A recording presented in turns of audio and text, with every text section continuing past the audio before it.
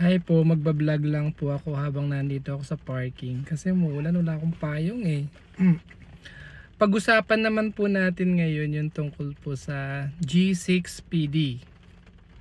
Niisip ko lang po ito kasi meron na po ba kayong nabalitaan na isang G6PD na bata dito sa Pilipinas na sinugod sa ER, emergency, kasi nahihirapan huminga, madilaw, ganyan? Wala masyado, di po ba? Wala man masyado tayo nababalitaan na G6PD na sinugod sa ER kasi ganyan, ganito, ganyan, nag-hemolysis. Ayun.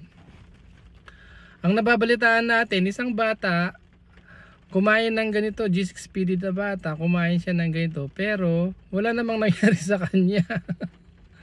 Di po ba?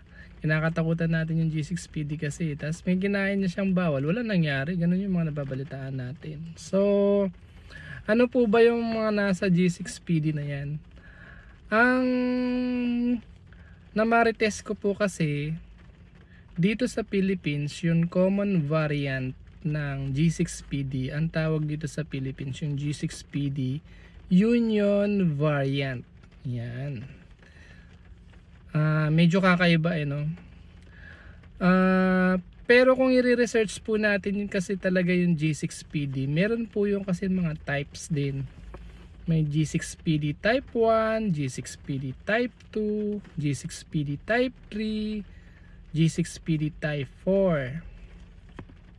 So hindi mo alam kung ano ang type ng G6PD ng baby mo. Kasi doon po sa newborn screening nakalagay lang ng G6PD deficiency, ganun lang. Walang nilalagay na type.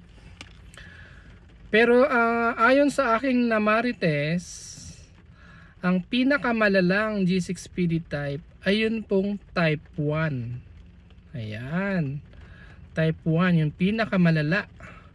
Yun yung tipong magkakaroon po ng hemolytic crisis yung pasyente. Maitim na yung ihi, madilaw, tapos magpapump yung heart, magtatachycardia. Yun, kapag yun sinusugod sa ER talaga yun kasi lalagyan ng swero, i-oxygen, tapos baka bibigyan na yun ng blood transfusion. Yung G6PD type 1, yun yung pinaka worst na G6PD.